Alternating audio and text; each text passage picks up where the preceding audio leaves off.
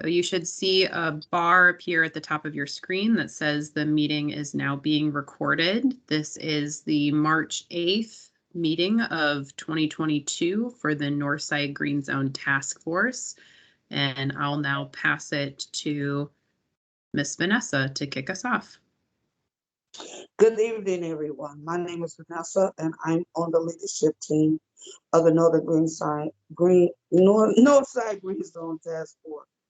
Before we begin, I'd like to note that this meeting includes the remote participation of members as authorized under the Minnesota Statute, Section 13D.021. Due to the declared local health pandemic, the city will be recording and posting this meeting to the city's website and YouTube channel as a means of increasing public access and transparency. Board meetings are public and subject to the Minnesota Open Meeting Law. I will now call this meeting to order and ask Kelly to call the roll so that we may verify the presence of a quorum. In calling the roll, I would like for you as our icebreaker to give me your color of the day and a short sentence why. I'll start off with mine. My color today is green because I'm ready for spring.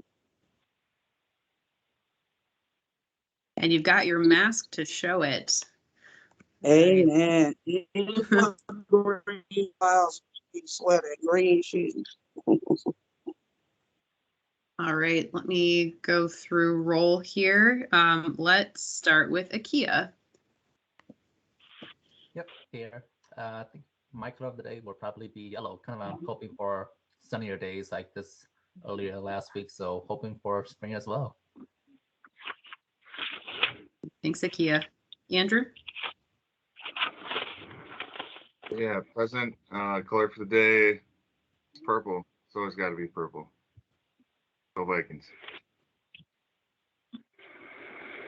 Could have gone with Prince too, you know, lots of purple in Minnesota. Leslie, can you introduce yourself next?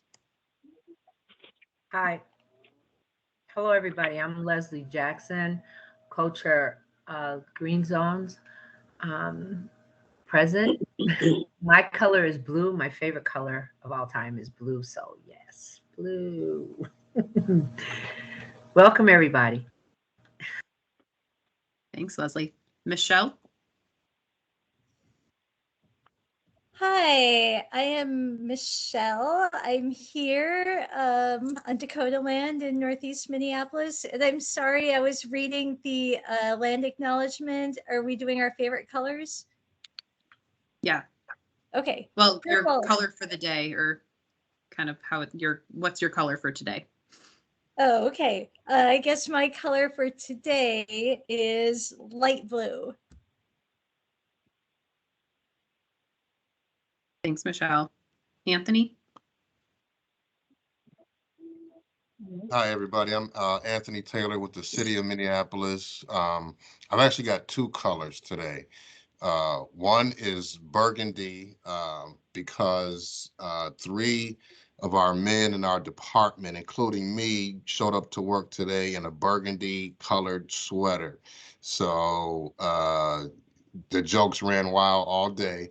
And then the second color is green because Aaron Rodgers is back with the Packers. Had to throw that out there because I heard some Viking stuff. So good to see everybody. Yeah, that was for you. Thanks, Anthony. Michael, I think you were on the line. Yeah, Michael Cheney, Project Sweetie Pie. And I got to stay true to the orange. So orange forever. All right. Thank you, Michael. And Roxanne, we're doing roll call, welcome, and the icebreaker for today is what color are you today? Okay. Hey, y'all. What color? Let me see. Damn, I'm a lot of colors. I'm like, I think today I am blue. Like, Here. Thanks for your patience today. Excuse me, can somebody take over for me? The doctor just came in. I'm on mute and turn off my camera. Will do. Thanks, Miss Vanessa. Thank you. All right. I'm teal blue and damn, I'm sorry, Miss Vanessa is at the doctor and at the meeting. That's sounds like a lot. Um, and then that's it, right? Yep. Okay. Then we've got a couple folks on the phone. Who is calling in with the 6497 phone number? That's me, Georgianne. Hi, Georgianne. Do you want to introduce yourself and your color? Georgiana Yantis, and my favorite color is blue, and second is green, and as soon as the Gray River starts flowing.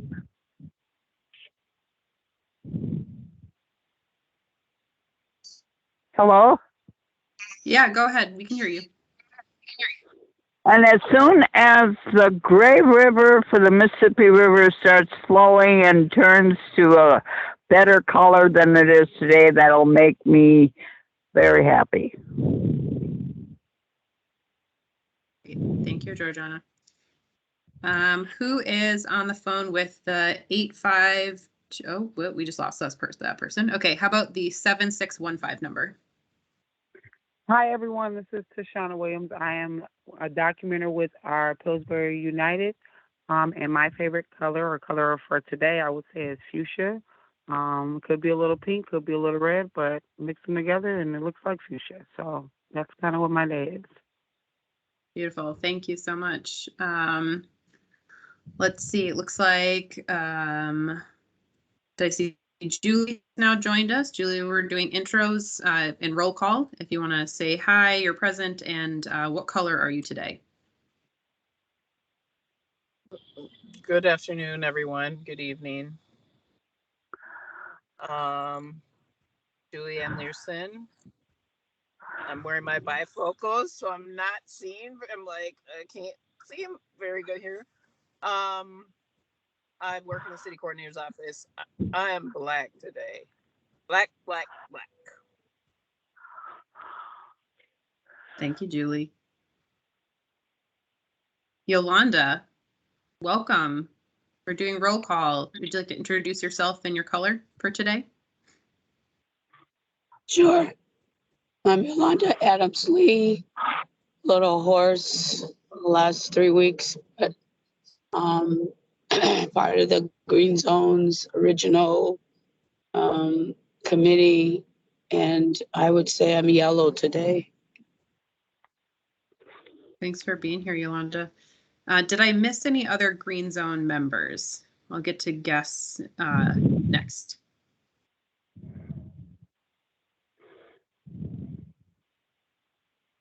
No? Okay. Let's see. Sue, do you want to introduce yourself?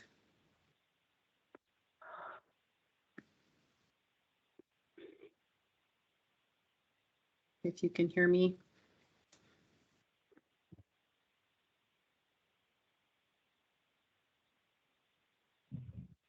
No? Okay. Angela, why don't you go next? Hello, everybody. Angela Williams, Vista with the Sustainability Department with the City of Minneapolis. My color today would be, it's clear a color, like transparent, because a lot of things became clear to me today.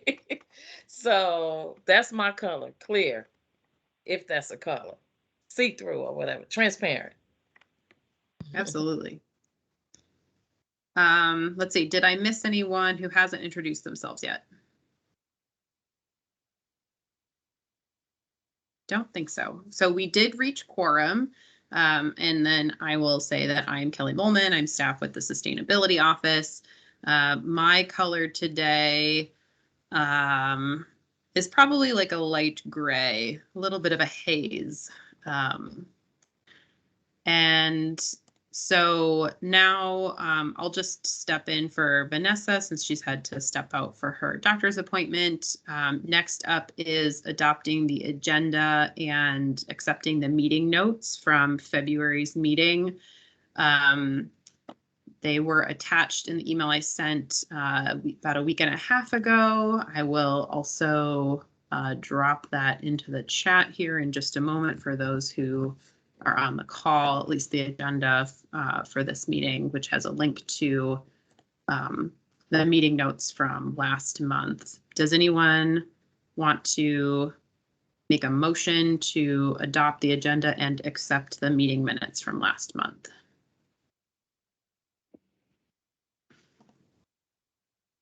I can make a motion to adopt the agenda and approve the minutes from meeting last month. Kelly, I did just have one question. If you had some amendment that you wanted to throw in, or is that saving for another date?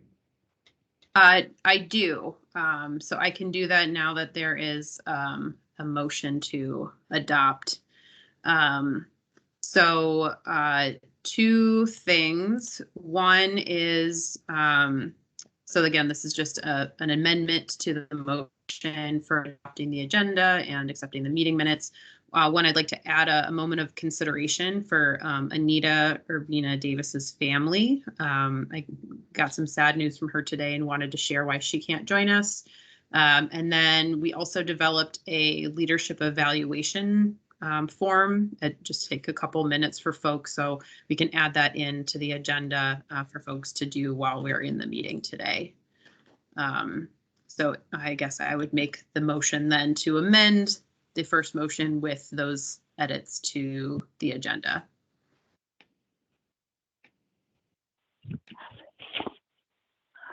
Anyone want to second and move that forward, and I'll call roll? I'll second the motion as amended. Great, thank you. Any questions or discussion or any other amendments?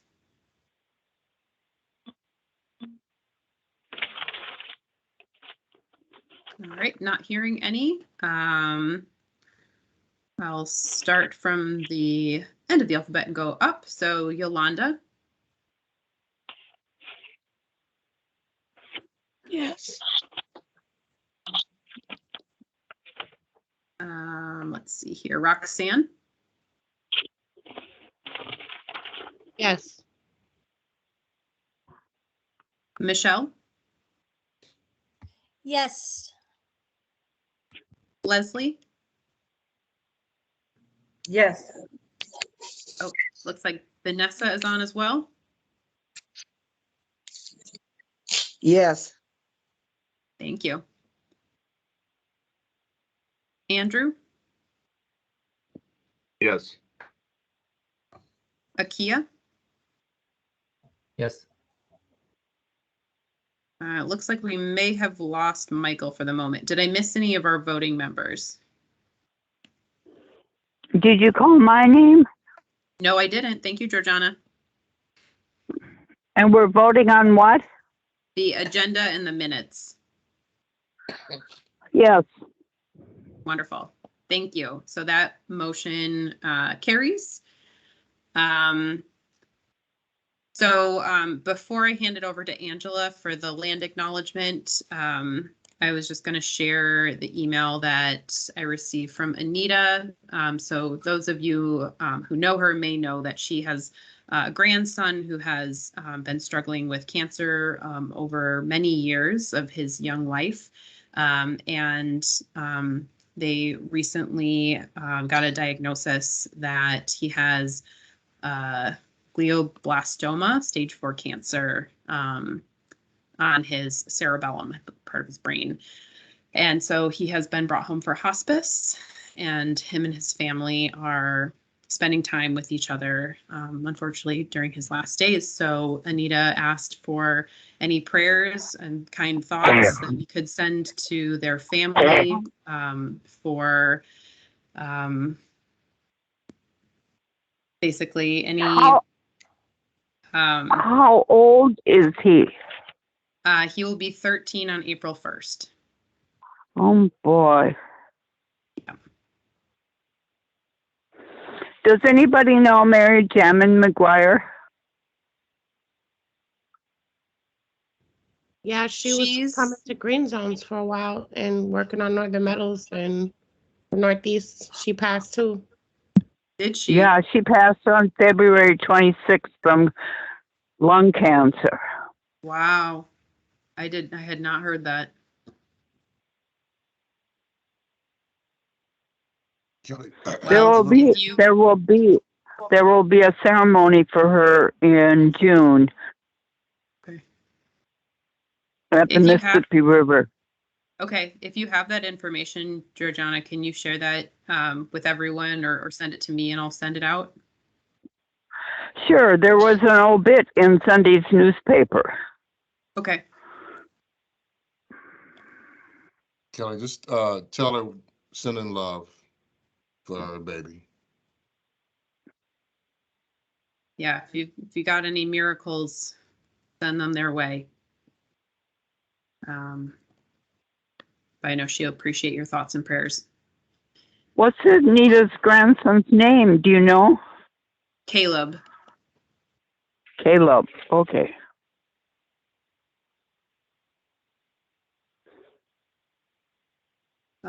Well, thank you for that moment. Very sobering, I think, with the work that we do in general and just all of us as part of the community with Anita. So Angela, I'll turn it over to you for the land acknowledgement. Okay. As we begin, let's pause for a moment to contemplate an indigenous land and enslaved peoples. We have to start with honesty.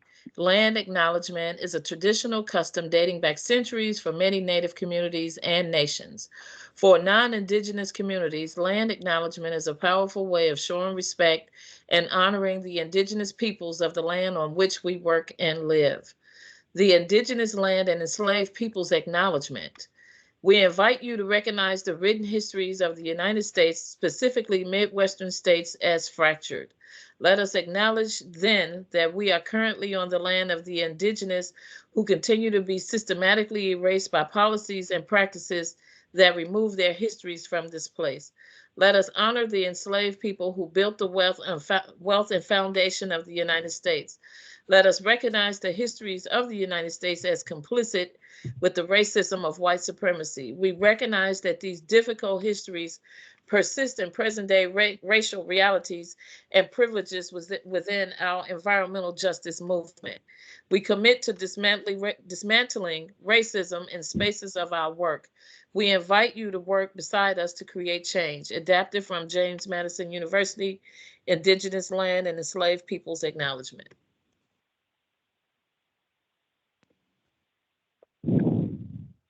Thank you, Angela.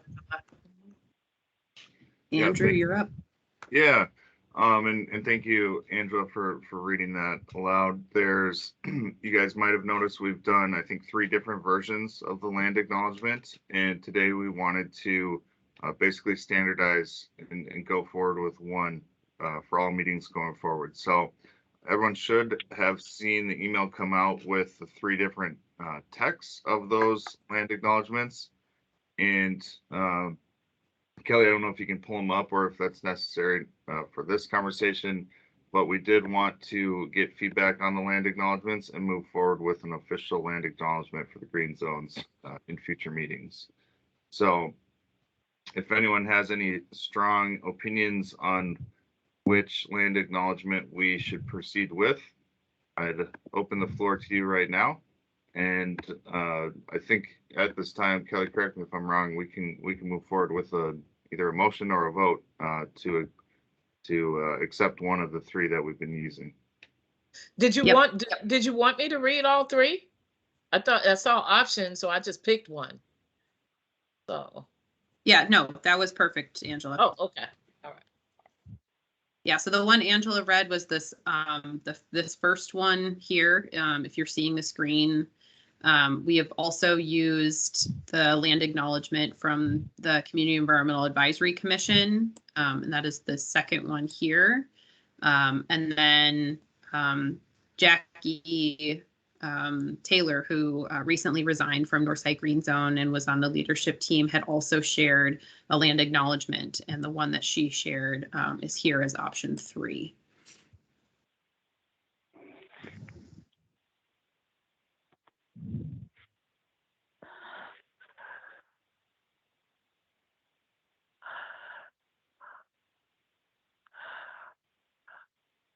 Leslie, go ahead. I like the one that Angela read. I like the one that Angela read. I'd like to make a motion to accept that one.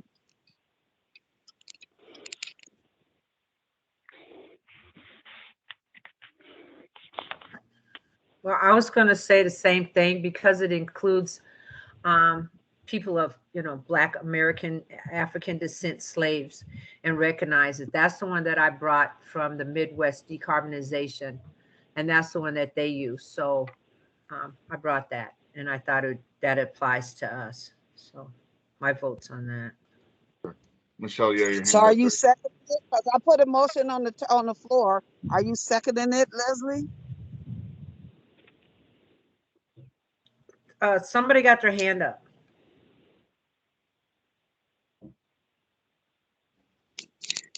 Yeah, Michelle, did you want to add something? Yeah, so I was hoping we could have discussion on it. So the first one I like because of the making sure that we acknowledge the slavery, the legalized slavery that actually happened in Minnesota. What's missing, though, is acknowledging that we're on Dakota land. So I would like to have something about, what's specific here to Minneapolis that is in the second and the third one. Can we add it to the first one? So yeah, that's what I wanted to bring up. If we could add something about, the 30 different nations that are here in Minneapolis, that we're on Dakota land, something to that effect. That's why they said indigenous. Indigenous people mean all nations, or you could just say all nations, because as movement had it before slavery, everybody moved along the land. So that's why they say indigenous. That recognizes all nations, just for clarification. Okay, I guess I just still don't feel that the first one talks about Minneapolis specifically. Can you tell me what's going on here? Oh, okay. All right, thank you. So can't we just add on, we're on Dakota land? Wait a minute. How are we adding something to something that James Madison wrote already? Didn't he write this? How are we adding something to what he wrote? He wrote it. He wrote it, but we're adapting it for the Northern Green Zone Task Force. We can critique it to what to say for us. Yeah, but you can't change what somebody else wrote. I don't know that those are his actual words. It's just adopted from James Madison University. You got to research it, and I'm not you. It'll be called we can use it because it's adapted, but if you guys want to create your own and do whatever, I that's what Jackie did. I just brought that for everybody because it fit everybody to me. Yeah, we shouldn't add Minneapolis. Why are we adding Minneapolis? Slavery was everywhere, not just in Minneapolis. No, I didn't say Minneapolis. I said Dakota. The land is called the other lady Dakota said land. Minneapolis. But we're doing a land acknowledgement of where we are, and so that's Dakota land. This is called Dakota land. This is the Dakota people's land. That's what a land acknowledgement is, a land acknowledgement of where all of us are. And that's what the word indigenous means. So it's not, you're separating nations. No, and I understand that we're on Dakota land, and that's what's recognized by the federal government, that this is Dakota land, and I get that. So you guys want to include Minneapolis and all of that. We brought the land acknowledgement new in this term, and you guys never had one. So I'm just I'm confused. I'm gonna go get some water. I'll just really quick say it is not recognized by the federal government that this is Dakota land. That's why we're creating the land acknowledgement. Yolanda has your hand up. Hey, yeah, I guess I respectfully understand what everyone is saying. And I see each person's point. But I guess being part Native myself, I'm going to speak to what's important to me and what I think is important to both cultures.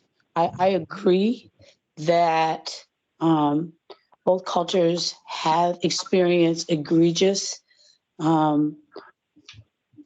amounts of slavery, in oppression, etc. But I guess I think that the slavery component should be included. But I would also say, I think that we all at this table are intelligent enough to understand what a land acknowledgement is. And so I believe that the various parts of Minnesota represent land that was firstly owned and occupied and that was stolen by the colonized folks that came here. So and I really do understand the sacredness of the Lakota land and wanting to acknowledge it. But I feel like the way that would be written would also be exclusive and excluding other tribes that cohabited with the Lakota people. And so, we know how many nations are here in this territory. We're not the federal government. We are a organization that is trying to honor Native people. So I think that so that we don't lose what the whole purpose of this is it's a sacred honorarium to acknowledge, and we don't want to split hairs about it. How can we include and do a both and where everyone feels like they've been heard and that we've honored in a thoughtful way?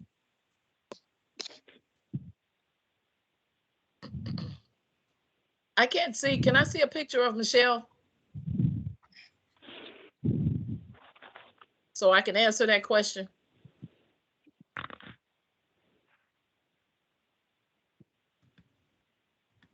Can she turn the video on? I'm trying. Yes. All right.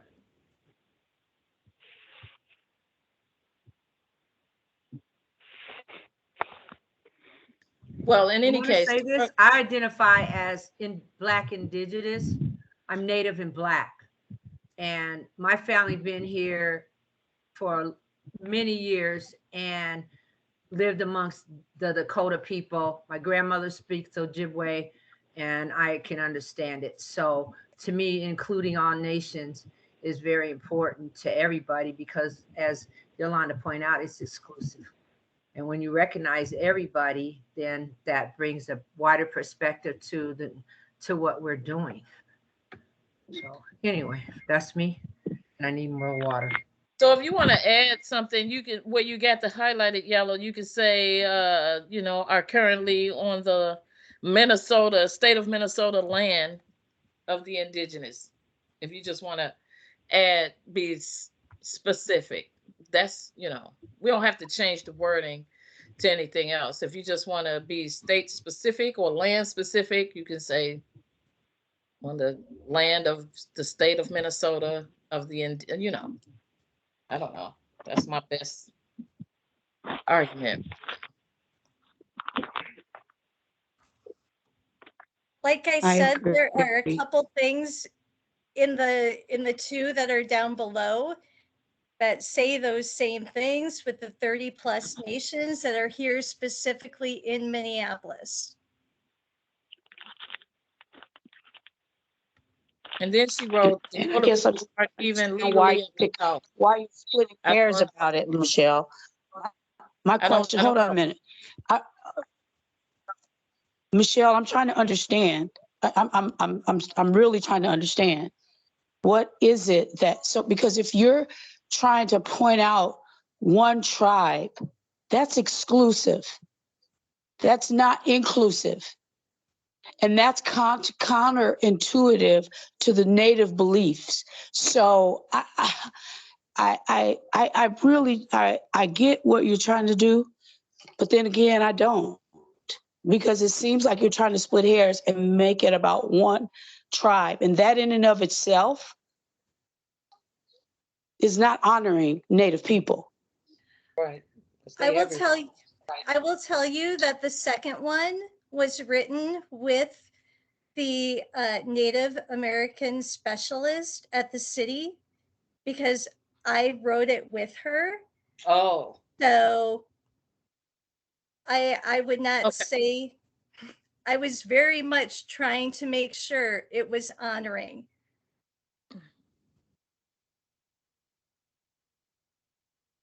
So Okay, at the end of the day, we're still gonna have to vote on which one.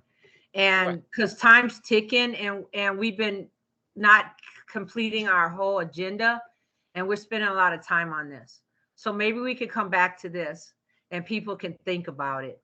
Because Michelle, I'm gonna be honest with you, I'm kind of offended because you want to exclude some other people and I want to say it sounds racist, but I'm not going to go there. But right, I'm offended because if she's white, how is she going to write anything? And then she put over here in the chat, Dakota people aren't even legally allowed to be here in Minnesota. So what is your argument? What is your argument? I don't, you know. They aren't allowed to be here, and I was saying that because we were told here that this was a federal government thing by Leslie, and it isn't. That's why we're doing a land acknowledgement to acknowledge where we are. So I guess I'm really confused about the federal government and the land acknowledgement in Minnesota. If you know anything about the Native American Indians in White Earth, Minnesota, where it's checkerboard up there, and it was the Tears of the Trail, and I have documentation in my great-grandfather's Bible and all this stuff, and how things became checkerboard, and how the federal government split the nations as they did the Black community, the Hispanic, and the Asians. So when it comes down to things, the federal government has done it. And I'm just going to leave it like that because I'm very passionate about my history of being who I am. So, Michelle, I don't mean to blow it to anybody, but let's just put this on the back burner, as some people call it. Well, so we have a motion and we have a second. So unless there's more discussion, because it doesn't seem like we're adding anything to the conversation, we can go ahead and vote. And we can let that vote stand. It's always something we can come back to and modify if we feel like we want to do that as a group. So why don't I go ahead and call roll? And again, I'll start with Yolanda and work my way back up. So the vote is on whether to, the motion was to adopt option 1, the land acknowledgement that Angela read. They're to amend it. So what we're voting on now is as it was originally read. So I'll start with Yolanda. Okay, would you please clarify again that we're voting on option 1 as it was read by Angela, or are you saying we're voting on option 1 with amendments? Option 1 as it was read just so by that Angela. I know. Yes. Okay. Miss Vanessa.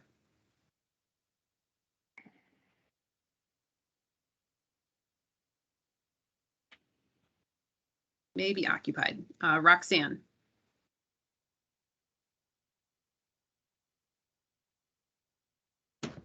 I'm sorry. I was not paying attention at that moment. I had just discovered my heater was dirty, so dirty that I had to clean it up. What was the question? We're voting on which land acknowledgement to adopt, and the motion was to adopt the land acknowledgement that Angela read at the beginning of the meeting without any amendments. Okay. It's up on the screen if you can see it. Just move ahead. You can move to the next person. Okay. Andrew. Yes. Akia. Yes. Georgiana. Yes. Michael.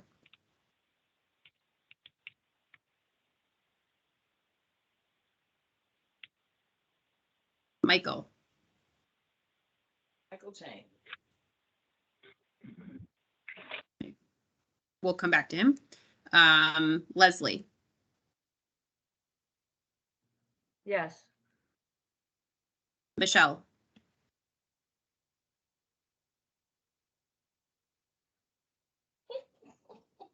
Where's she at? She done caused all these problems and then left. Michelle.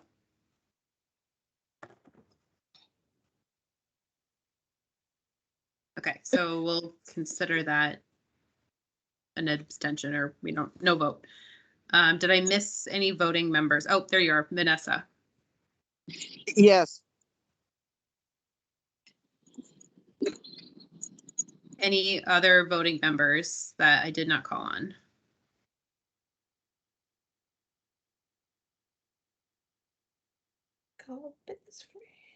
Okay, so that motion passes. We do now have a standard land acknowledgement that will be included in our Northside Green Zone meetings. Again, if we decide at any point we want to change it, we can always do that. It's our working land acknowledgement for now. I'm going to stop sharing my screen so you can all see each other. And next we have back to Andrew for our leadership election.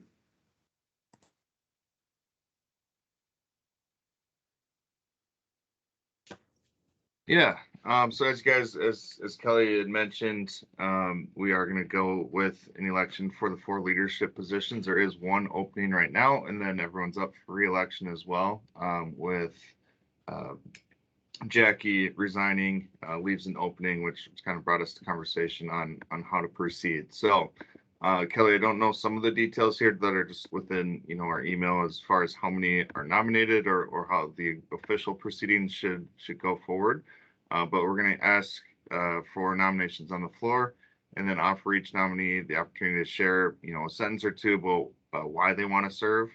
If it is only 4 nominees, then we can make a motion to accept all 4. If we have more than 4, then we'll vote on each. So Kelly, I'll turn it kind of back to you on just proceeding. Yes, so I can share that we have received 4 nominations via email prior to this meeting. So I will name those 4, and then I will ask if there are any nominations from the floor. And that basically means that you can nominate yourself or somebody else now. You don't have to do it in advance. You can do it live. So our 4 nominations are Leslie Jackson, Akia, Lene, and Andrew. Again, that's Leslie, Akia, Lene, and Andrew. Are there any other nominations from the floor? Anyone would like to nominate themselves or another member of the Northside Green Zone Task Force?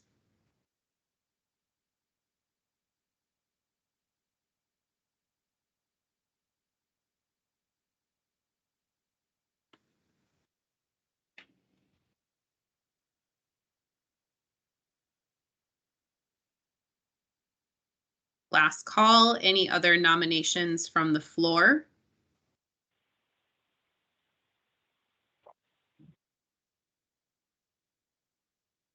Hello? Hey, Michael. Do they have to be a existing member of the task force? Yes, they do. Okay.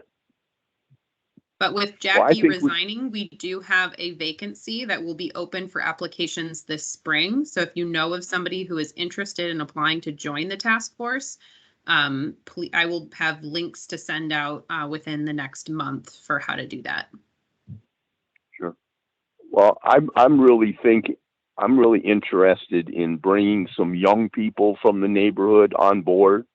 Have again, in the past we had Chavez.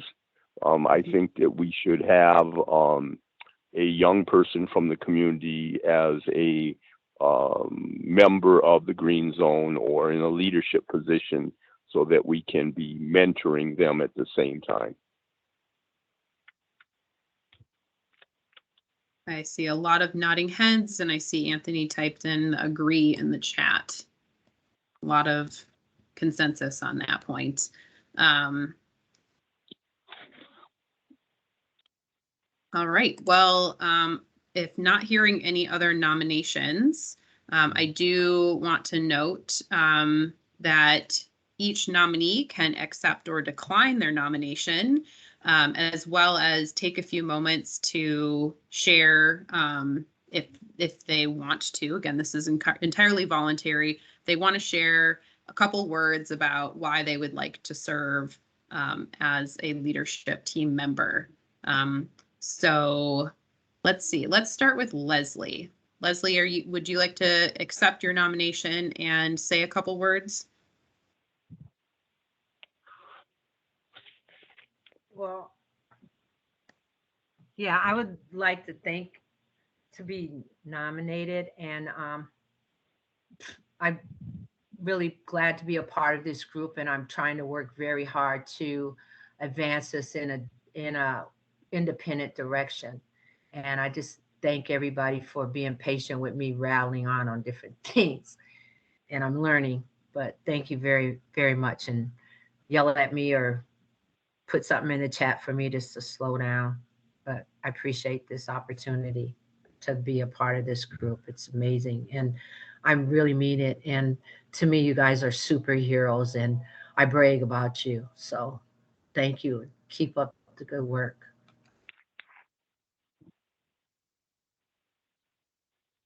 Andrew, would you like to go next?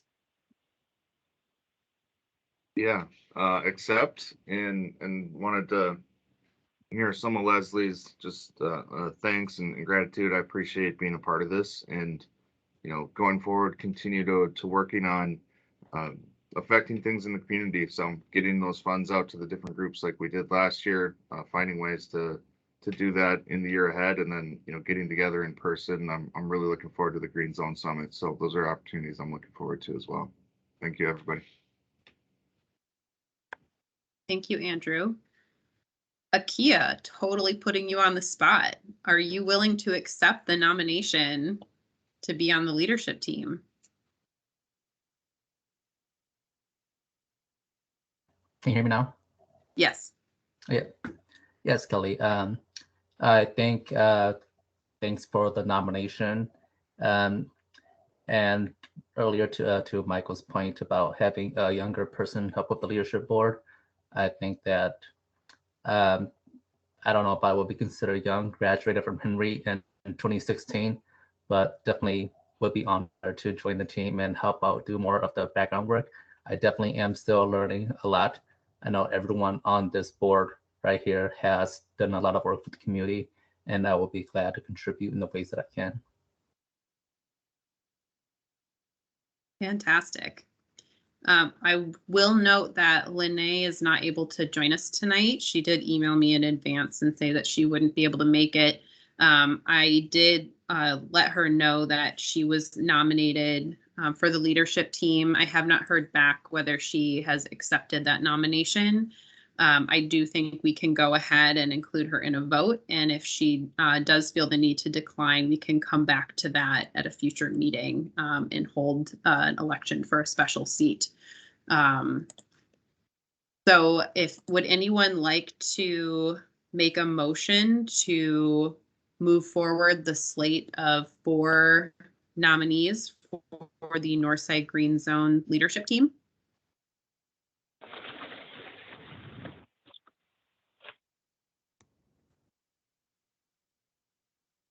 Can I do that, or does it have to be someone on the team? Preferred if it's one of the task force members. Thank you for asking, Angela. Good question.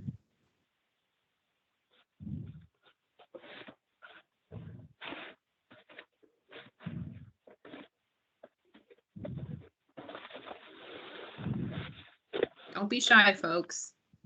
Georgiana, Michael, anyone want to make a motion? I would make a motion. Wonderful. Do we have a second?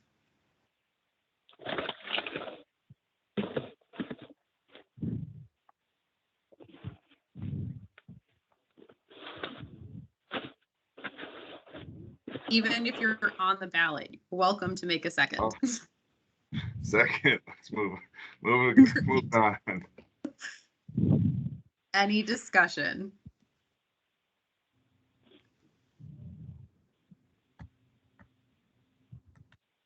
Not seeing any. Can I say this? First of Yeah. all, oh, wait, I'm sorry. Go ahead. I just want to say this.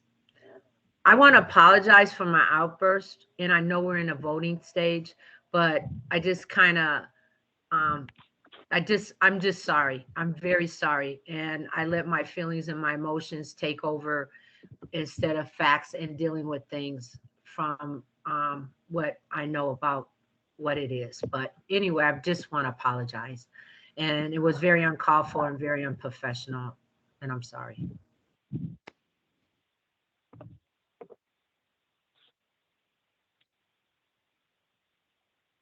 Thanks, Leslie. Any other discussion?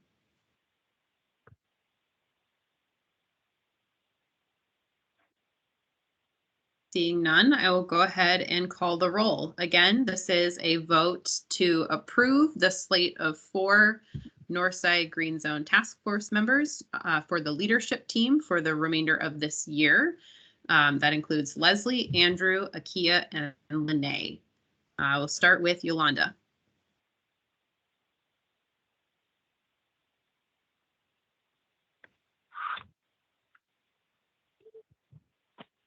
Yolanda, are you still there?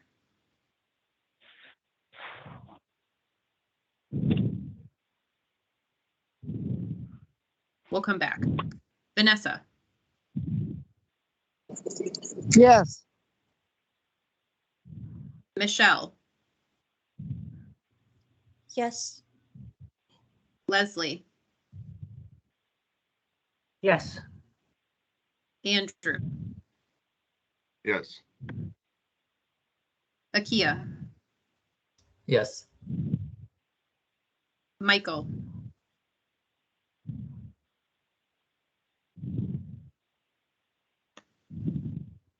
Michael.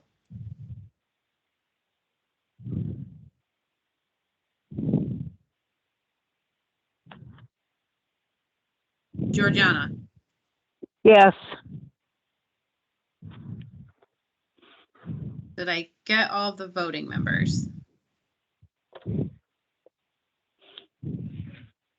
I think I stepped away. I say yes. Oh, wonderful. Thanks, Yolanda, for stepping back in. All right. Well, that motion is approved. Congratulations to our new leadership team. I will be following up with all 4 of you to set our first leadership team meeting. We meet for about 1 hour once a month to prep the agendas for the Northside Green Zone Task Force meetings and decide on facilitation and topics and things like that. So thank you so much. Really appreciate everything that everyone on the task force contributes, and especially the leadership team members who step up for that extra bit. So next on our agenda, I think I'm handing it back to Andrew. Yep. And thanks again, everyone. What we're going to look at here going forward is the evaluation, consultant, scope of work, and budget. And Kelly, if you can bring that spreadsheet up, I think it's page 2 of that Excel sheet that we've been working on as far as the budget. But what we're looking at is kind of 2 options for that consultant scope of work. me personally not having worked with a consultant like in this capacity, it's still a little unclear exactly how those hours are spent, but I think there is some good information just on the page there as to what goes into essentially their, like we said, their scope of work overall. With maybe one way to look at it, I think it's been said in the conversations before, is this is maybe an opportunity for us to gain some additional independence, is one way Leslie had kind of put it, or to gain influence within the the city sustainability division. So the way I looked at it originally is going with the option that maybe didn't take as many of the funds away from some of the other projects that we wanted to look at, but also I think there's room for conversation there on putting the investment in to really put ourselves in a spot where this this gives us a bit more credibility. So I think there's positives and negatives to both options. I'm not sure if we're ready for a vote or a motion on one of the two of these yet, but definitely want to open it up for conversation here for the next few minutes to get people's thoughts, ideas, and any feedback on the two options that we're looking at. Yeah, and if I can step in and share, I had also sent out this scope of work draft for everyone to look at. And so I just kind of wanted to quickly go over the scope of services. This is entirely based on conversations that we have had within Northside Green Zone, Southside Green Zone, and joint meetings just in the last few months since we knew that we had this money coming forward from City Council. So what it says here is that we seek a consultant who can work with the city staff, members of the Northside and Southside Green Zones to assess the successes and challenges of the Green Zone efforts and present recommendations for improvement. The work will identify a series of city resources and internal strategies that will be needed to implement the Green Zone's work plans and policy recommendations. We want the consultant to have a deep understanding of this work, including how and why environmental and racial injustices exist in Minneapolis, the structure of city government, including the authority of mayor, city council, and departments, and the structure of city-appointed boards and commissions. The consultant should propose their preferred research methods based on past work, but we suggest that they interview city staff in a variety of departments, city council offices and leadership, community residents and organizers, members of the Green Zones advisory committees, and community-based organizations, especially focusing on environmental justice, and neighborhood associations. The consultant may also consider what other cities have done to successfully implement community-driven environmental justice efforts.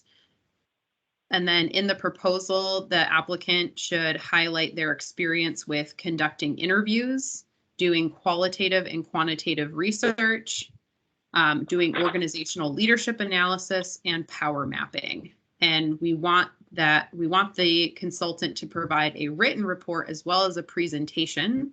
The presentation would be provided to the Northside and Southside Green Zone members as well as City Council. And we want them to highlight the successes of the Green Zone's work so far. What are we getting right? Be specific. Highlight the existing barriers to addressing environmental justice, including, but not limited to, city accountability, internal and external partnerships, cultural and operational differences between government and community, resources or funding, retention of advisory committee members, and opportunities to address these barriers and be more effective. Lene provided some really good suggestions on providing specific timelines for the consultant based on experience she's had working with consultants. So we have sort of proposed a deliverable timeline here where the final work would be done by December of this year. So we do want to get the scope of work out as soon as possible to give the consultant time to do all those interviews and research and write up the recommendations and give the presentations. If done before the city budget is adopted in December, this could provide recommendations for additional funding for green zones in future years. So that kind of also puts a little fire under our butts for getting this out soon. So that's the draft scope of work so far. And we don't necessarily have to vote on this. We can if we want to. I more just would like to get a temperature check. Are we on the right track? Do people feel comfortable putting this language out? We can put a dollar amount sort of as a ceiling on the call for proposals and then see what a consultant bids back. A lot of times they will go for the ceiling, but not always. They might say, oh, well, I think the scope of work needs X number of hours. That's actually under the budget that you've provided. So we could even say we anticipate providing a range between 25 and 50,000 and see what they give back. Is it a question, Kelly, for you or anyone who's had experience with these types of proposals? I mean, is it a waste of time to, see what we can get for 25K? And then if we feel it's not addressing the needs, then we go further? Or is it just, does that end up just wasting time in the end, knowing they won't be able to meet the needs at 25K, or what is the strategy like that? No, that is a good question. I was actually kind of thinking about that earlier. It's not necessarily a waste of time. Sometimes consultants will put in a proposal and actually say they need more than what is being offered. I think the most important thing is that once the call for proposals is out in public, that we're sending it to organizations and consultants that we think could do this work really well, because the city will just send out like a very generic email that many people won't read. So people will only go to it if they receive it from someone that they know. So Kelly, this is Georgianne.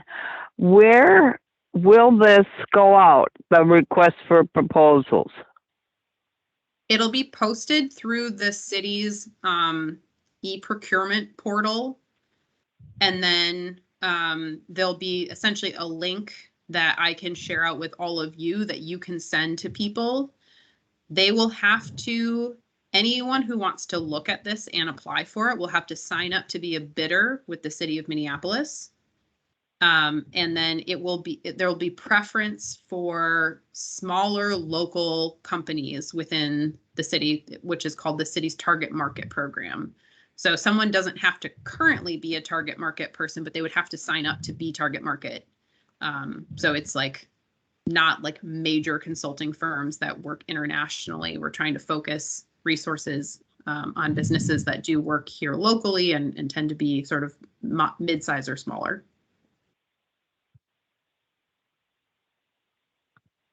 Well, I've got to ask the question, what kind of power do we have to imbue? I understand that we might want to evaluate the work, the status of the work, the direction that we're going as a task force. But it sounds like, for me anyway, it sounds like that we might be putting the cart before the horse.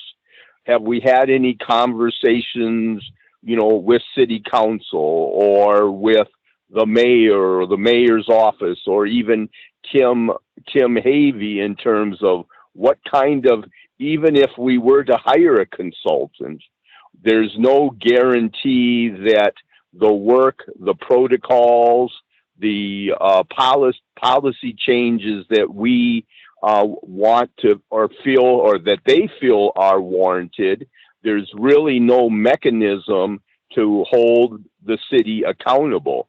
If the city hasn't been responsive to the needs and the input from its own environmental task force, from, the green zone, then what makes us feel that because we spend $25,000 to $50,000 on a high-priced hired gun, that's going to have any real impact in terms of changing or advancing equity within the city of Minneapolis.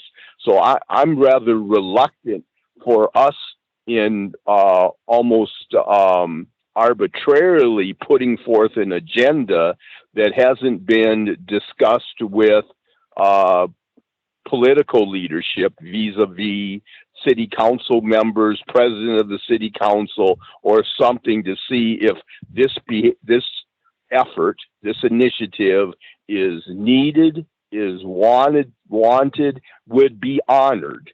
And I certainly don't want to see us just hiring someone just for hiring's sake, doing research just for research's sake, if there's no kind of memorandum of understanding either from the city or from the sustainability office or anything, that the findings have even a snowball's chance of being able to be put in effect. Yeah, those are very valid concerns, Michael. We received this money from City Council's vote on the budget specifically to hire an evaluation consultant. So we do have to do that this year with this funding, or the money just goes away. So that is kind of the one thread of connection to leadership and accountability. You're absolutely right. They don't have to do anything with these recommendations. In my experience, city leadership, whether elected or appointed higher up, they do tend to receive sort of these external expert recommendations better than they do from staff or advisory committees. So that's sort of, one area of the power mapping structure where I do feel some optimism around doing this work, is that by having someone else's name behind it, some sort of third party. Yeah, exactly. Anthony Facts. Regardless of the experience of any of us here, that's just kind of how some of this works. So it may help lend another, neutral voice or whatever to what we're already saying to leadership about what we need or the barriers we're facing. So yeah, totally hear your concerns. Very valid. There's not much we can do to control that, but thinking of this as maybe another tool in our toolbox.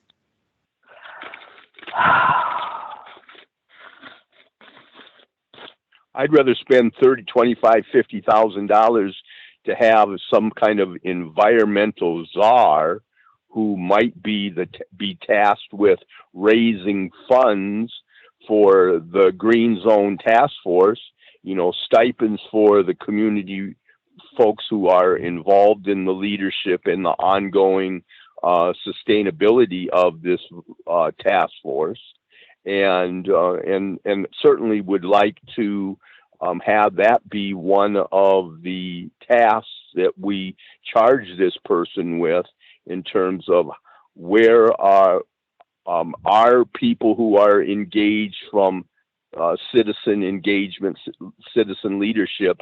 Are there resources available? Are there models around the country that demonstrate that, some of these governmental dollars are really seeping down to the grassroots and community leadership?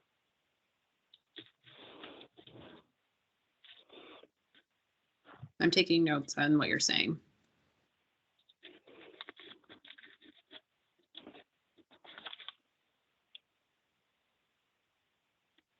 Any other comments? And I'm particularly curious if there are other concerns or things that you think are missing from the scope of work, or any sense of like whether you're leaning one direction or the other on sort of the spectrum of resources. Like if we're thinking between 25 and 50,000, does anyone feel really strongly about one way or the other, or willing to kind of hear back from anyone who submits a proposal on what they think the work needs?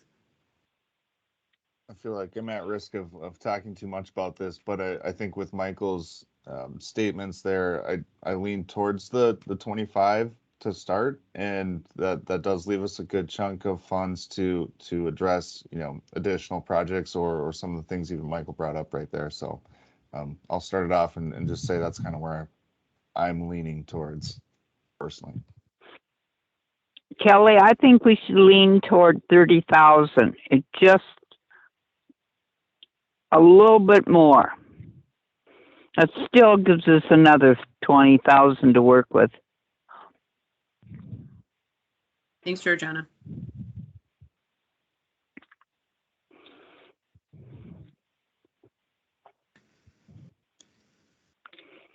I agree with Georgiana.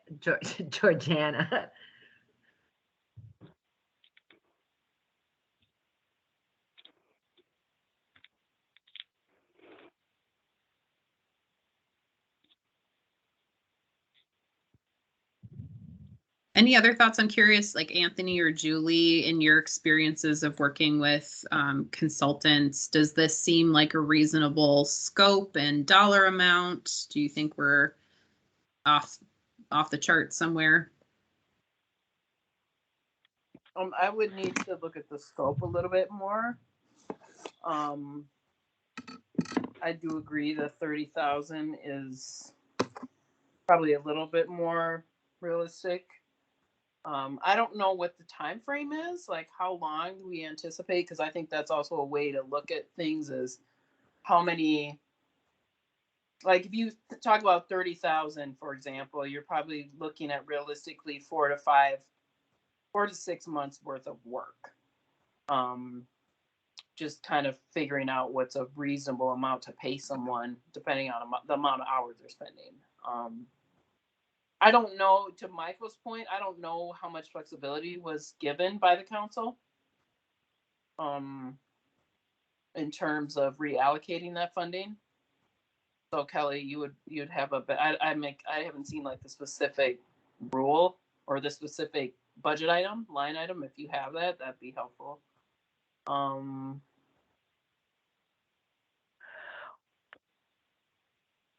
Yeah, that's mostly copied here at the top. Let me see if I can highlight it.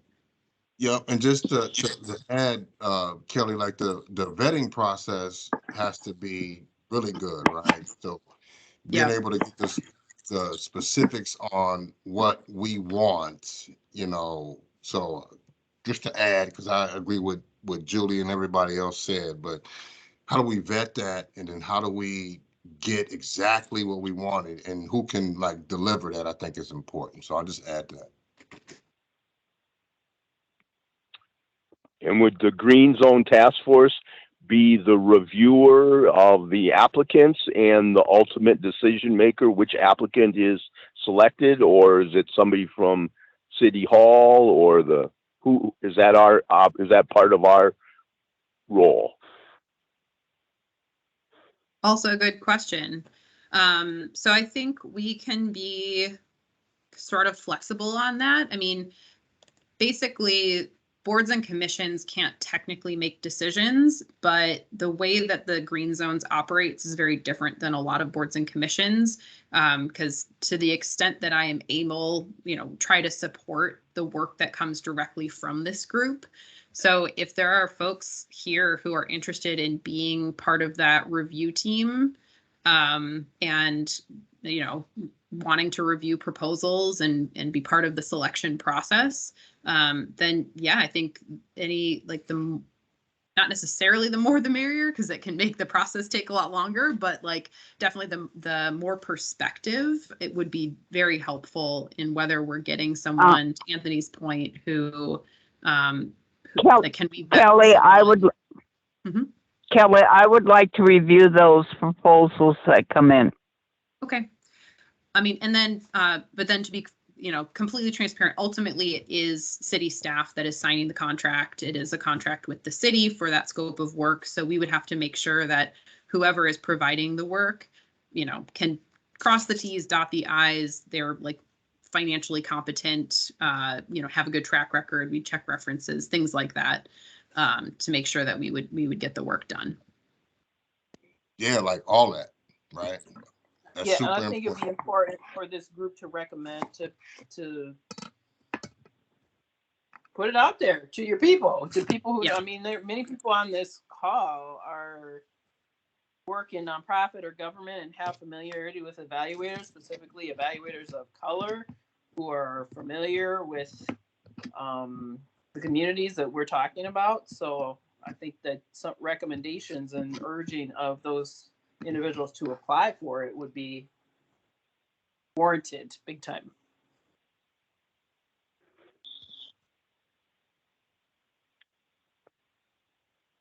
Yes, definitely. Kelly, have you had conversations either with other city staff or some of the folks from city council in terms of helping define the scope of work, finding out, what their expectations are, and making sure that we've got all of this hammered out before we, who would draft the notice that went to the public? Is that your responsibility or our responsibility or It city is. personnel's responsibility? Yep, it is my responsibility. I will be the contract manager. The contract will be within the sustainability office. So I did send out language that I read just before this about what the current scope says and what it includes.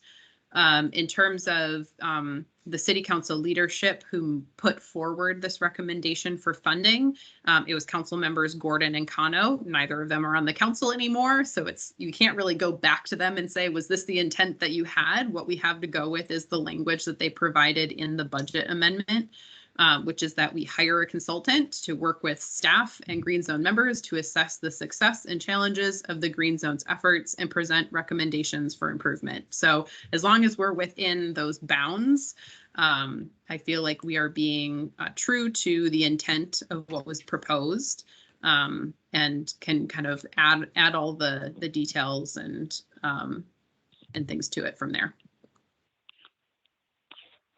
So I do hope to get this out pretty quick. If you do have any other edits to the scope of work, please get those to me as soon as possible, ideally by the end of the week, because it will take probably at least a month to go through the procurement process just to get the proposals back. And then we have to review them. And kind of to Julie's point, if we want to look at like 4 to 6 months of work for this consultant, we want to get that going sooner than later. Any other comments or questions on this item?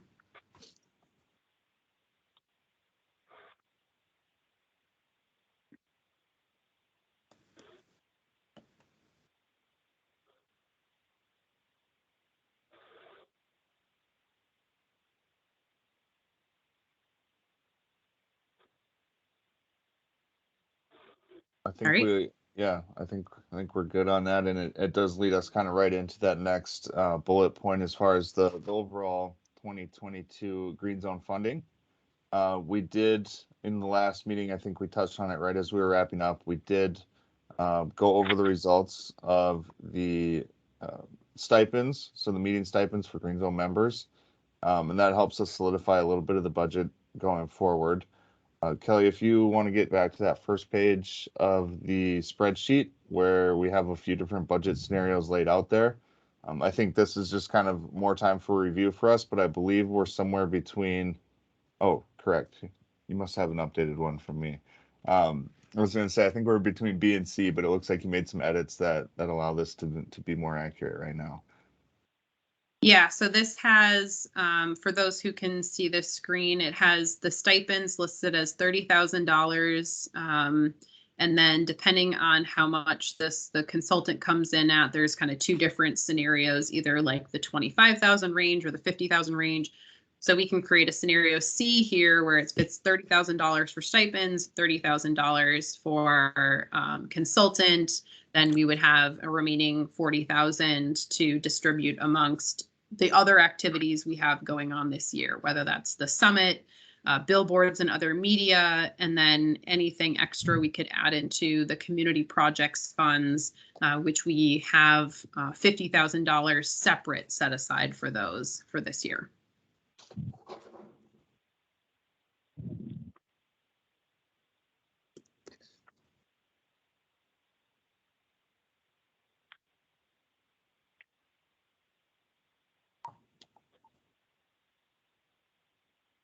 So it wasn't clear exactly, Kelly, is this something that we do need to solidify or vote on to move forward with, or is this still a working document, would you say? I think it's helpful that we had the conversation about, approximately how much do we think that should go to the consultant, because it gives us a better idea of what other funds we're working with. We do know from pricing out the billboards that it's, $1,000 per billboard per month. And if we want 4 of those up for 3 months, that's $12,000. That adds up pretty quickly. Angela is working on some other media options. We hope to get some costs for that out. It'd be really helpful to have sort of a round estimate number for how much we want to spend on media, so we could include that. And then, in terms of Green Zone Summit, we don't know yet what costs we might need to cover.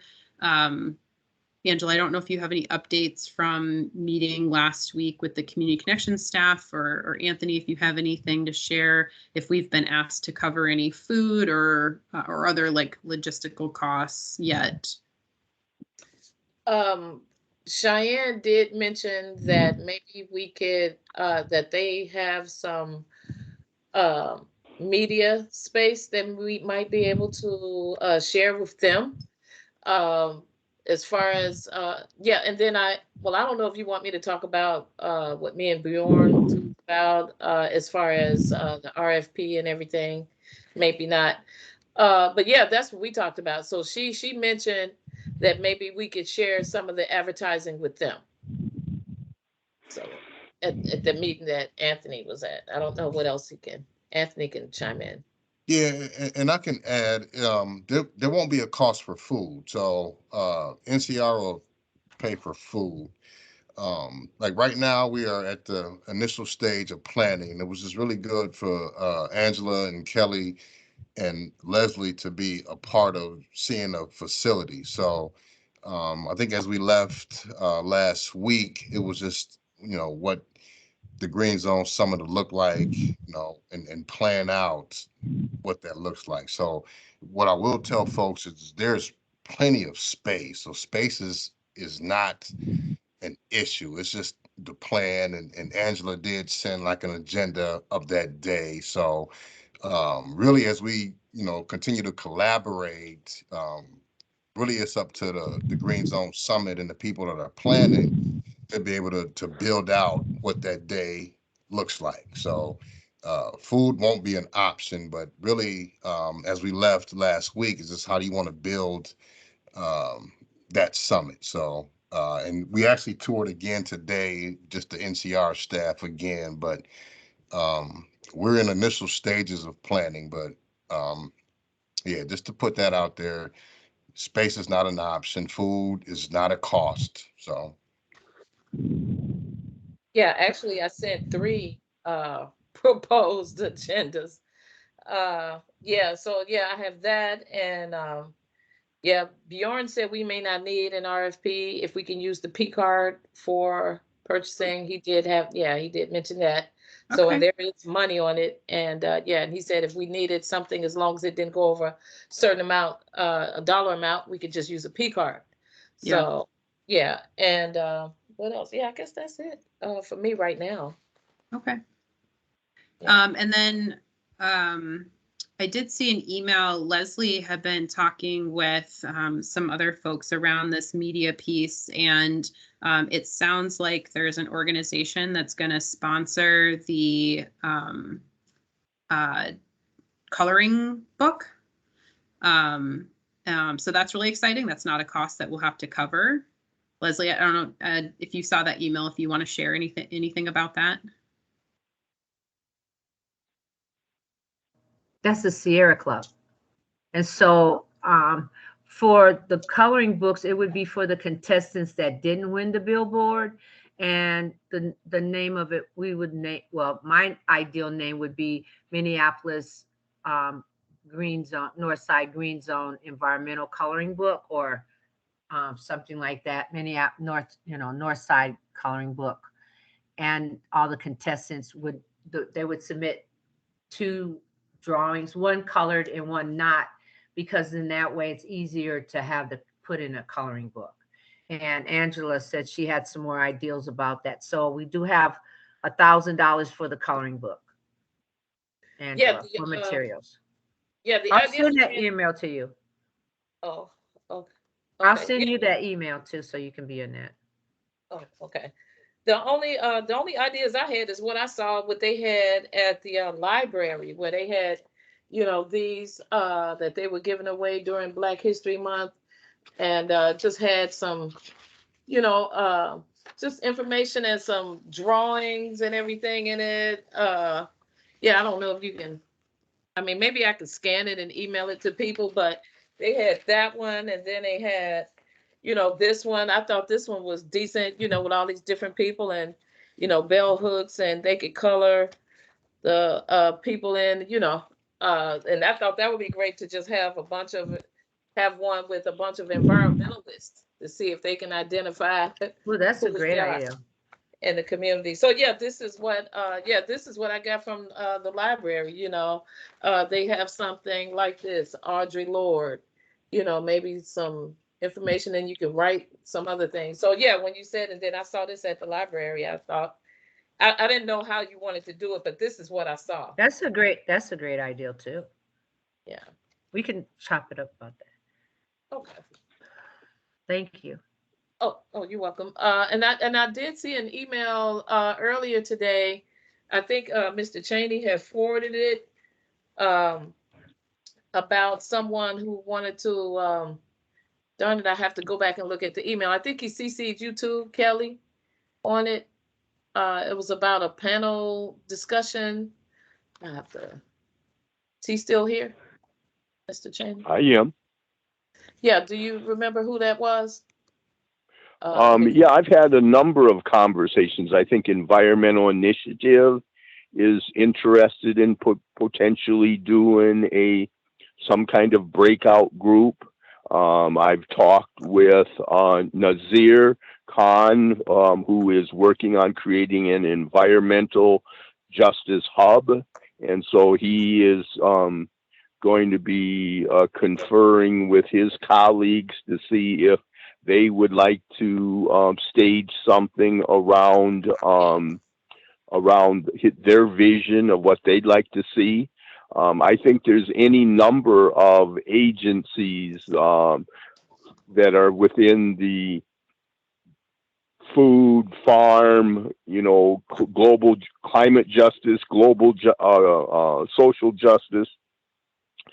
I think what we are in need of now is a generic press release. In fact, we did an event called the Green Dawn, and we manufactured just a real simple flyer that we distributed to people because, of course, time is of the essence. May seem a long ways off, but it's really already here. But the more that we can start promoting generally, asking folks to submit ideas, the more that I think we can raise excitement and get people involved. There's a group of people Grow Minnesota, Mark Ritchie, who has Minnesota, an organization that has been dialoguing with the UN. I was on a Zoom call with them about promoting the Sustainable Development Goals.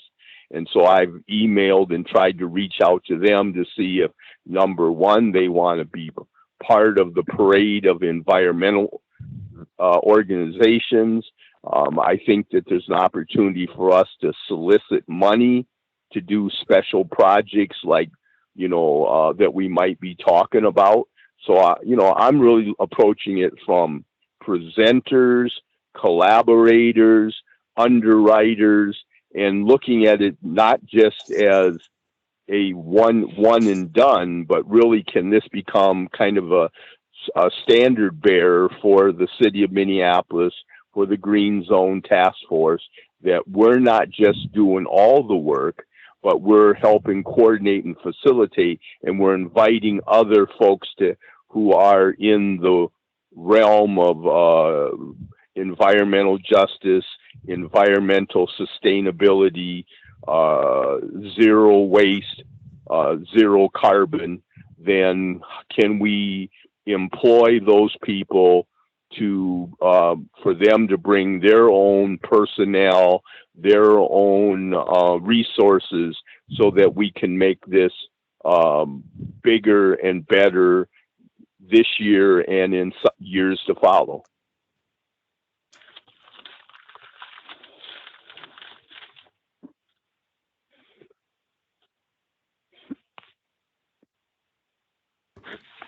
And I agree, Mr. Cheney, too. And there's so many like opportunities to be able to do that too.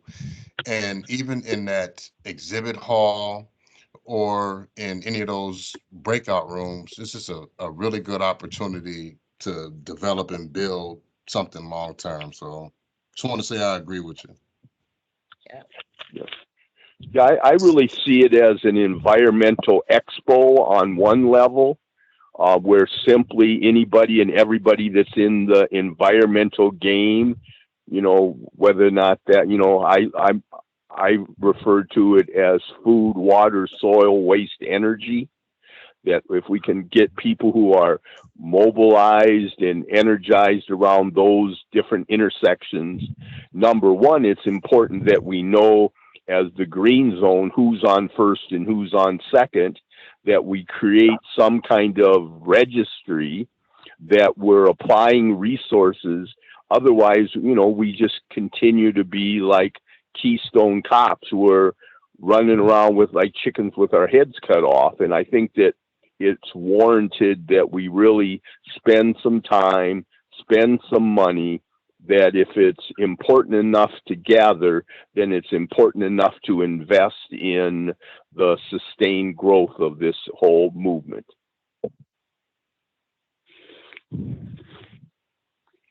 Go ahead, Angela. Okay. Did anybody have a chance to look at the billboard, the rules, contest rules that I put together? So we can go over that and the flyer regarding that. Do we need to have a meeting, another meeting to discuss that, or because I really need everybody's input on that, because this needs to get out there as well. That had the South Side has to be involved with that too. Oh, okay, yeah. Okay. So when do we have a meeting with them? Have there been any meetings with the South Side? Oh, okay. We have those quarterly. So we had one in January, and then our next meeting on April 6th will be a joint meeting. They're not meeting in March because they don't have enough members to make quorum. So it's made very difficult for them to like officially vote on anything. They can provide feedback as individuals. I have a meeting tomorrow evening with the two members of their leadership team. So the way that I've been kind of handling the conversations back and forth is we don't, even if, since we have such limited time together, if as long as both groups can talk about it and give feedback, and all the voices are included, then we can kind of like move forward based on that. So yeah, did you want to bring up email information to whomever's responsible for the South Side Green Zone and get their input and just move forward from there? Okay. And I got another question for you, Angela. Do you have the contact information for the person with the billboards? Did Andrew share that with you? Because I'm thinking Andrew had, I sent him the email because he was supposed to reach back to that individual, and I don't know if he did or not. And so I could, yeah, you can send it to me. Yeah, you can send it to me. I had a meeting with Bjorn yesterday, and he gave me a city connection because he said they may have some space.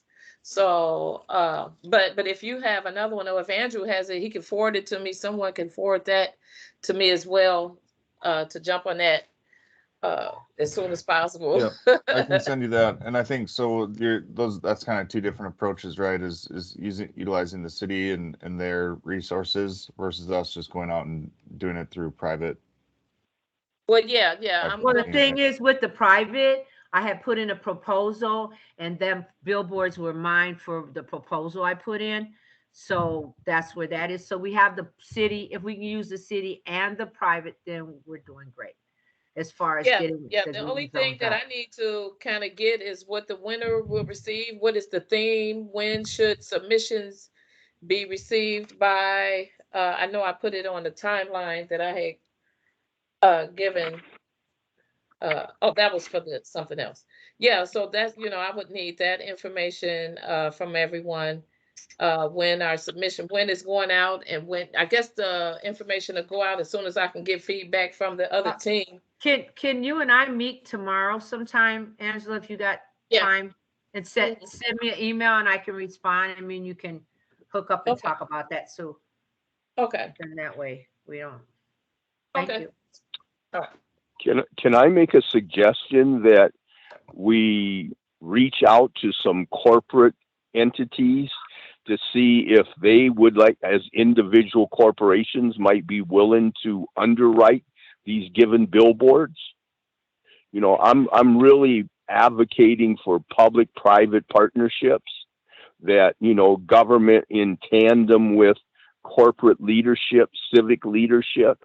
And so let's say if we had 4 billboards, could we find a corporate entity who would be the underwriter of that billboard, and so that we're not necessarily exhausting the green zone meager budget, but we're taking some time to see if folks like Bar Engineering or some of these large corporations, Centerpoint Energy, or some of these large nonprofit, environmental nonprofits, could we reach out to them and see if they would be willing to, just like you had the Sierra Club willing to do the coloring books. I think that there's an opportunity for us to get some of the corporate leadership to come on board, especially those that are part of the Environmental Initiatives Coalition of Sustainability, to approach to craft a letter to see if some of those corporate folks would be interested in underwriting our environmental messages in partnership with the City of Minneapolis Green Zones. Yeah, that's a great reminder, Michael. We did have, or at least I can't remember, Leslie, was it you and I had an initial conversation with Environmental Initiative about whether they would, if whether they could find partners to support the billboards. They thought they could. So I think it's more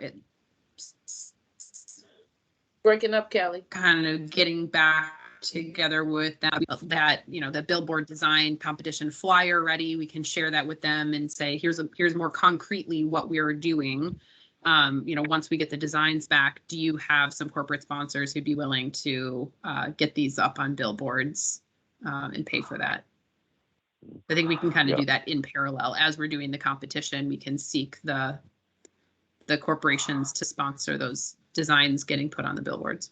I think besides the Environmental Initiative, we probably should reach out, like Michael said, to these other corporations too, like maybe even Pillsbury and this other foundation, McKnight, or some other people too, and see if they would be, just putting our hats out there with a bunch of people like Michael suggested. He got good ideas.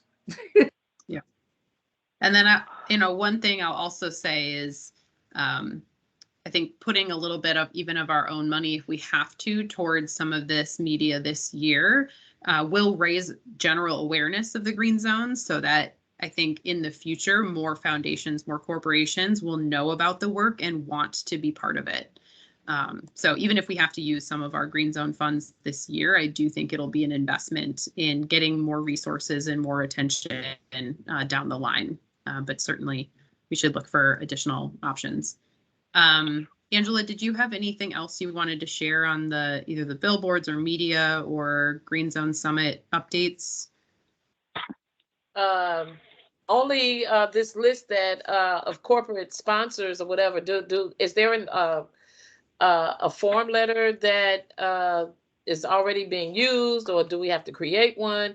And if so, then we'll have to do it like tomorrow. Because if we want corporate sponsorship, we're already 60 days behind in the request. So yeah, so if that's the only other thing I have to offer. Nope, just that the agenda is proposed.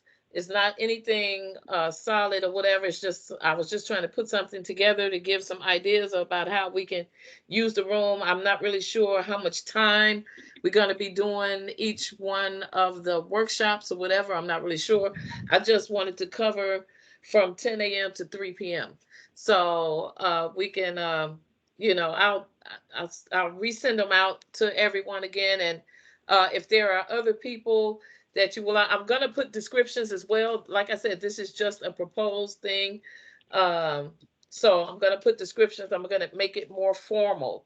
But right now I'm just collecting all the information, and I'll send it out again. And then people can send it back to me. Go over the contest rules again. See if you have any changes on that. If you want me to change the flyer, I just, I found that this is about environmental justice. I can change it. I can make it more lighter or whatever. Or if you, whatever the case may be. So I can go ahead and what's today? Tomorrow, Wednesday. Okay, at least by Monday or something, have everything ready to go. So I need everybody's opinions by Thursday. Yeah. Thanks for doing that, Angela. That, I mean, I didn't give any feedback on that exactly, but I did look it over, so I'll give it another look and just give you some of my thoughts. So I appreciate you doing all that work. All right, thank you. Welcome. When we did the harvesting the fruit of our ancestors, Kimball Musk organization, the Big Green Org, had given us $5,000. I went out and raised another $5,000 to match that, and I got funding from folks like the Farmers Union, the Minnesota Department of Ag, the Historical Society, Environmental Initiative, a media organization called The Uptake. So we might be surprised how many people out here, organizationally speaking, businesses that might want to be a partner in this effort, want to have join in collaboration. And so any additional fundraising that we might do, either for the media campaign, for additional radio spots, there's no shortage of work and things that we can do to build onto this new kind of the direction that we're going. I've actually been having conversations with the Capri Theater about doing a spoken word monthly activity for youth framed around environmental justice, social justice, climate justice. They're very interested. I've had a conversation with AM 950. There's a show out there called Food Justice Radio, and they're very interested, and I'm talking with them about a ongoing radio program that could be a platform for each of our individual organizations, but also a platform for the Green Zone. And if it's not a radio show, we're going to be talking with KMOJ, Freddie Bell, about joining forces with us, so that not only just for this upcoming summit, but I think it behooves us in the work that we're doing now to really even build bridges that will extend beyond just May 21st. And the work that we do in terms of trying to engage people now, it may seem like we're behind the 8 ball here, but again, if we think of this beyond just a one and done summit, but this becomes an annual effort that we can really work year round to build partnerships, build collaboration. I think that there is a life for us beyond May 21st. And I think we should be thinking long term in terms of how do we get all the boats rowing ashore in the same direction, and how do we get as many different organizations and institutions to really start thinking green, acting green, and learning from the Green Zone Task Force.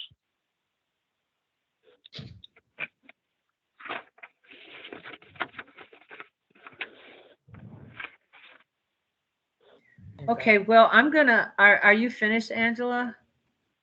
Yeah, I'm done. Okay, piggybacking off of what Michael has been saying, I'm trying to create 2 committees, and I'm just going to speak on both of them together because of time. One would be the communications committee, and another one is a grant writing. The communications is because I've been making contact, Kelly and I, with radio stations, and because of the event coming up, and the awareness of the green zones is important to me because people include in their grant writing the green zones, and we don't get any money or nobody comes back.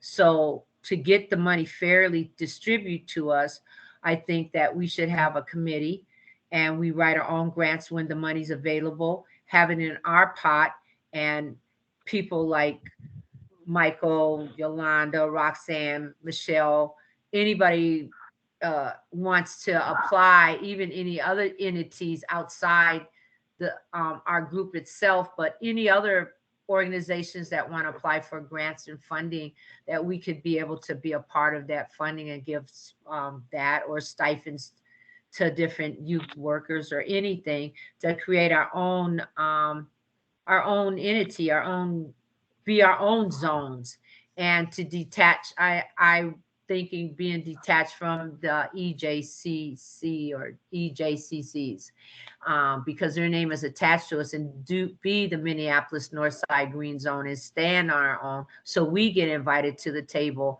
where people recognize us and things like that, like we've been fighting since I've been here and been watching, and how this group has formed. As far as the communications, I'm thinking maybe we could take a portrait of the original Green Zone Task Force members with Roxanne and Michael, Michelle, Yolanda, those people, and have them, and Georgianne, have the originals photographed and say this is a green zone. And then with our communication, have spokespersons that we would vote on and to represent us, to be able to speak for us as a whole, and that we're all on the same page and form our own thing. And that's what these 2 entities is what I'm trying to form, to build our own independence. And I don't know if we have to vote on it, or I could just try to work on writing grants with the help of not Michelle, but Kelly and Angela, because they're the staff, and maybe the other leaderships or anybody wants to be involved. So then that, because there's money and March is a deadline for a couple of them, we passed on some of them. And I found out we couldn't get in there because somebody had used our name. So it took a process for me to even get in there. So I missed 2 grant proposals that we could have been a part of to get money. So generating money for ourselves is one of the goals that I see for us, as well as our own communications to represent us and to be, form us to help our community and not be excluded, and to include everybody of all. And that's all I want to say about that. And I don't know if we need a vote on that. And then maybe looking for another person to be able to distribute our funds. I was thinking maybe the initiative, Kelly mentioned somebody else. And if anybody else has somebody else that maybe we could use to distribute funds for us. And then that way we won't be, we'll be detaching from the EJCC. And that's my thoughts. And please, this is an open forum and open discussion for this, because it affects all of our lives as far as this group goes and where we go. And that's why I'm just trying to bring money to ourselves. Yeah, I appreciate that. I want to be on that grant writing because I need more experience anyway in writing them and yeah, all of that. Even past when I'm done in my position. I'd like to continue on that. Yeah, we don't have to take any formal vote. You know, I think similar to how we've been working on the Green Zone Summit and the community air monitoring. If Leslie, if you feel like you have the initiative and you want to set up a conversation with folks, you know, go ahead and invite any of the Green Zone members to join. If anyone's interested in either of those, I see you know, Michelle typed in, you know, they're both great ideas. If anyone is thinking, yeah, I'd be interested in more conversations about communications intermedia or grant writing, feel free to type that in the chat and then Leslie will know specifically to follow up with you. But assuming you don't mind another email or two every couple of weeks, you know, it could just be something we send out to everyone. And if you're available, join in the conversation. Yeah. A podcast would be great, Leslie. Anybody doing an environmental justice podcast these days? We've actually talked about that before. Lars, who's on the task force and lives in Northeast, he has some experience doing that, and he had proposed that as an idea to increase awareness. There is, what is it? The Money, Power, Land podcast or something that Jake Bearden does out of Hope Community. He does a lot on environmental justice. He's interviewed Roxanne a couple times. They've done some podcasts about Upper Harbor Terminal and the Roof Depot in South Minneapolis. And I don't think he's in that position anymore, is he? Oh, is he not? Okay. Well, it's been a while since I listened to the podcast, a few months at least. So, yeah. So if that's not happening anymore, there might be a void there where there was something before. Yeah. Well, I got a question. Would the original Green Zone task force members be interested in a photo shoot? If I was able to get money to do a photo shoot, and Angela did a great job on that poster, but to have your pictures there, the Green Zone task force with some wordage with the originals, and I mean, even the city workers are the originals, would be interested in having your photograph on something like that. Well, I don't think it has to be. I don't think it has to be the originals. I think that the current Green, you know, there was nothing sacrosanct about the originals, but I mean, the Green Zone, North Side, South Side exists now, and any promotion, you know, I mean, meet the Green Zone members. I mean, there's a whole podcast in and of itself, a whole radio show of itself, a whole billboard campaign of itself, you know, to really profile the current members. So I don't think it has to be, you know, the past folks. I think the folks that are in the saddle now can be honored, should be honored. And so, yeah, I think there's, you know, we move forward as one, and let folks in the community know who we're at your service. Meet your Green Zone members. So would everybody be interested if I could get some money for a photo shoot? And I'll probably put that, well, I know emails are a lot, so maybe just the committee and include everything and ask Kelly to send one mass email out for everybody, and then you can join in if you're interested. I'll look for funds for that too. To know who's who. I would imagine the city of Minneapolis has a photographer somewhere on staff. That's why I love you, Michael. He ain't holding no punches, I swear. We have a camera. This is Julie. We have a camera and we have a Vista. So Angela, I took photography in Michael, high you school. I can do overestimate the capacity of the I know how city to develop. communication staff. Yeah. But we do have a 35mm camera and a person who can take All right. I'm pictures. gonna let you out in a minute. Give me a minute.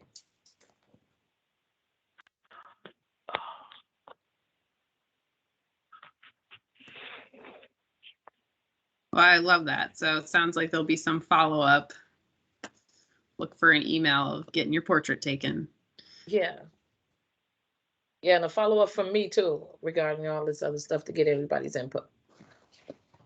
So I would suggest that we're now here in March, April, May, that we should really have somebody work on putting together a press release that could be gotten into Insight, North News, maybe with the picture of the Green Zone current members. But we need to get that done yesterday. And because these monthly periodicals, operate on a month span. And so this is March. We missed March. We've got only 1 month between us and this event that would be timely and relevant. So we really need to either talk to Insight and some of these folks, either in thinking of terms of just doing a general press release, or potentially even talking about paying for some ad space to promote the environmental summit. That's exactly what I've been doing, and I had to wait to get to everybody to see who would want to be on that part of the communications team to write a press release, because that's what WCCO, iHeartRadio, KMOJ, everybody wants this information. And so that's what the communication was about. So you're right, it needed to be done a while ago because of the summit, but we can probably get this committee going hopefully within the next week, and it shouldn't be that much to write down. But that's the whole purpose. So then that way, when we do hit the advertisements or whatever, people have that spokes voice as well as the press release. So thank you, Michael. Well, iHeartRadio is in some deep doo-doo for some of their insensitive comments around Black Lives Matters and some of those issues. I would go to them and really have their staff help us do some PSAs and which are radio promos that can be aired on the hour or on a schedule, and to even see if they have some staff folks that would be interested in partnering with the Green Zone Task Force so that they can kind of clean up their act, because they are actually folks in a current lawsuit and certainly some bad press about some of their leadership. Okay. Good to know. Well, I will note that we are at 7. I've come to the end of our meeting. I did drop into the chat, if you have access to it, the link to the Green Zone Leadership Evaluation Form. I'll also send this out by email for folks who are on the phone or can't see the screen or access the chat right now. And then there were a number of announcements included in the agenda in the email that I sent out. So make sure to check those out. Minneapolis Food Action Plan, which has been a work in progress for 3 years, has a survey available right now. You could, if you fill out the survey, you'll be entered to win a $50 grocery gift card. And it'll be incorporated, the Food Action Plan will be incorporated into the city's Climate Action Plan update coming up. So this is a very big policy document for an important environmental justice topic. Another announcement, trees are available now in Northside specifically. The city has funding for some free tree planting. So check out the link that I sent out, the request form for that. Anyone outside of North, they can order a $30 tree online. If you're in the green zones, you get first dibs on selecting your tree. And there were several other announcements, including anyone who wants to sign up to be a vendor or have a table at the Community Connections Conference / Green Zone Summit should sign up by April 1st to get a free table at the Community Connections Conference and Green Zone Summit. So let me ask you this, Kelly, is there going to be a one exhibit hall, a vendor with all the vendors from the Community Yes. Connects and the Green Summit? Would they all be in the same proximity? Yes, there will be one exhibit hall. Okay. Okay, real quick, I want to say this because of what's happened. We have the deaf in one of the members and what Nita's going through. Do you think we can have like a little bereavement funding, like to send these families plants, or even buy a tree in that garden that Roxanne started over there for some of the youth, you know, that passed away, a remembrance, something from the green zones. We have a garden, you know, the community gardens and stuff, you know, and plant that for remembrance of those. That's a great idea. Michael, is the family trees still doing that as an idea of planting a tree in memory of somebody? There's some of that that's going on. Certainly that was an initiative that we birthed. It's going to, with Earth Day coming up, there'll be kind of a resurgence of that. Yeah, there's some of that going on. I've got a commitment from some folks over at Patagonia who also want to donate a bunch of trees to Project Sweetie Pie through this national organization. So I'll be sending out an email to that effect. Yeah, you should reach out to Erica and Analia. They are doing some things collectively as well as independently. Kelly, this is Georgianne. When Linda Higgins' mother died, we planted a tree for her in front of the park board building close to Ole Olson Park.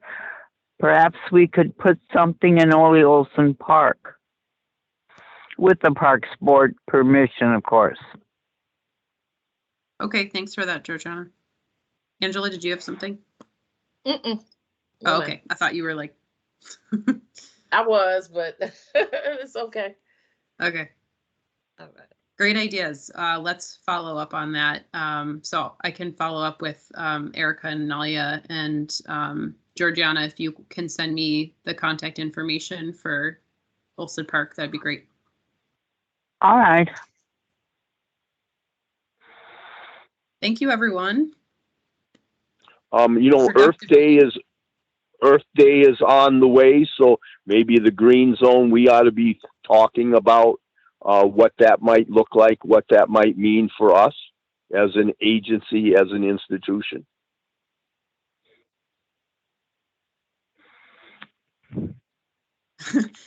My time is all focused on preparing for the summit. Maybe we could do special Earth Day announcements for the upcoming Green Zone Summit in May. Yeah, I don't have anything. Bye, everybody. Have a great night. Bye, everybody. Don't forget to, Angela, call me. I sent you my number. Can I say Oh, something you did? for You you sent guys? me my email? Oh, Yeah. go ahead, Vanessa. Hello. All right. Yeah. It has been great serving on the Northern Green Zone leadership team. And I think that Leslie is grown and shining, and Andrew has too. So I have most confidence in the two of them continuing to lead this team. God bless you. I love you with my whole heart, every member of this board, and I'll be here until the end of my term, and then I will be leaving. Oh. Okay? I've been here for a while now. Yeah. Yeah. Well, I'm gonna go move on and do some other work. Yeah. Well, thank you Yeah, for I'll your be leadership, 65. Vanessa. My old girl got to slow down. Y'all know I almost left here last year, so I'm grateful to be here.